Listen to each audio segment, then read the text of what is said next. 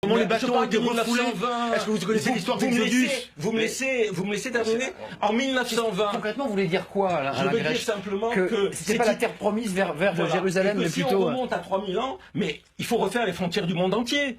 Je veux dire, les Allemands vont dire, mais il y a des territoires où nous étions là il y a 2000 ans. Non, laissez-moi terminer. Je veux dire, vous n'allez pas m'interrompre. Non, allez-y, terminez sur le sentinelle qui va parler. Il y a cet élément. Je veux dire, si on est dans la mythologie, effectivement, on peut aller. Pour les Palestiniens, et je crois que c'est une réalité, le mouvement sioniste a été un mouvement colonial. C'est-à-dire des colons qui s'installaient dans un territoire où il y avait une autre population et qui les ont expulsés. Maintenant, il y a une réalité de fait qui doit nous amener à trouver une forme de compromis, mais cette situation coloniale, comment on peut demander aux Palestiniens de dire on va reconnaître la légitimité de la demande juive sur la Palestine? C'est impossible. C'est une sentinelle, il est connecté, parce que dans notre émission il y a des sentinelles citoyennes. Exprimez-vous, parce que vous aviez envie de parler et puis le débat était vif. On vous écoute sur ce qui se passe, parce qu'on a fait beaucoup d'histoires, puis il y a quand même une actualité forte, il y a des chars, des soldats, il y a une réunion du Conseil de sécurité et on va entendre John Kerry, puisque la réunion s'est terminée, on va pouvoir l'entendre dans quelques instants. Qu'est-ce que vous en pensez de ce conflit israélo-palestinien? Bonjour à tous. Moi, je suis scandalisé ce que j'entends. Il n'y a pas d'apaisement dans ce débat. Je ne comprends pas.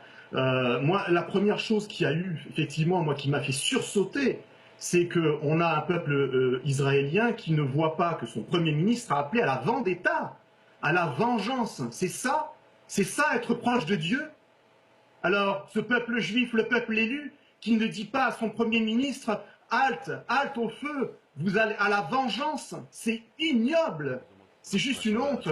On n'entend pas, Monsieur Macias, Monsieur Bruel, le président du CRIF, notre Premier ministre, le chevalier blanc de contre la haine, etc., qu'on a entendu pendant des mois, on les entend plus ces gens-là en disant mais attendez, le peuple élu, le peuple juif, c'est le peuple élu.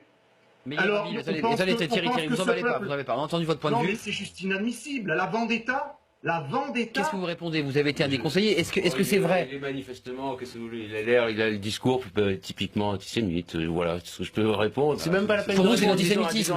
Oui, vous voyez sa véhémence.